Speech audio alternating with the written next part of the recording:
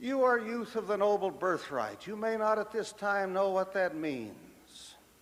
It means that behind you are great men and women who did wonderful and brave things.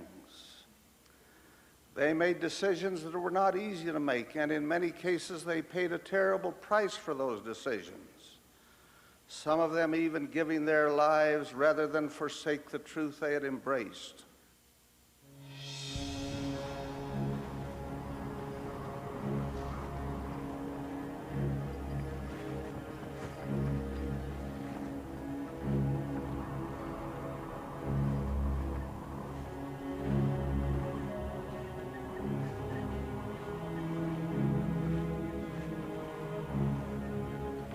I should like to tell you of three 18-year-old boys.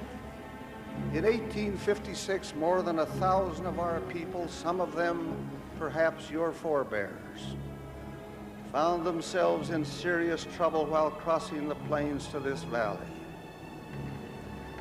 Because of a series of unfortunate circumstances, they were late in getting started.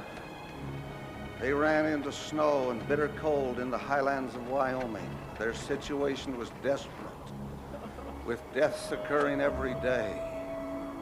President Young learned of their condition as the October General Conference was about to begin. He immediately called for teams, wagons, drivers, and supplies to leave to rescue the bereft saints. When the first rescue team reached the Martin Company, there were too few wagons to carry the suffering people. The rescuers had to insist that the carts keep moving. When they reached the Sweetwater River on November 3rd, chunks of ice were floating in the freezing water. After all these people had been through and in their weakened condition, that river seemed impossible to cross. It looked like stepping into death itself to move into the freezing stream. Men who had once been strong sat on the frozen ground and wept, as did women and children. Many simply could not face that ordeal. And now I quote from the record. Three 18-year-old boys belonging to the relief party came to the rescue. To the astonishment of all who saw, they carried nearly every member of the ill-fated handcart company across the snowbound stream. The strain was so terrible and the exposure so great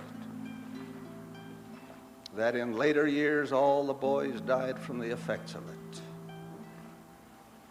When President Brigham Young heard of this heroic act, he wept like a child,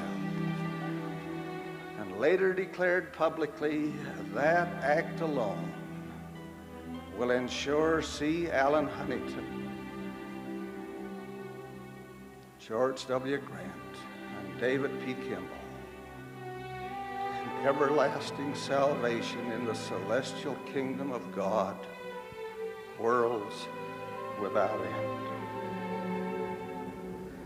Great was their heroism, sacred the sacrifice they made of health and eventually of life itself to save the lives of those they assisted, to be true to that great inheritance, true to the faith that our parents have cherished, true to the truth for which martyrs have perished, to God's command, soul, heart, and hand, faithful and true we will ever stand.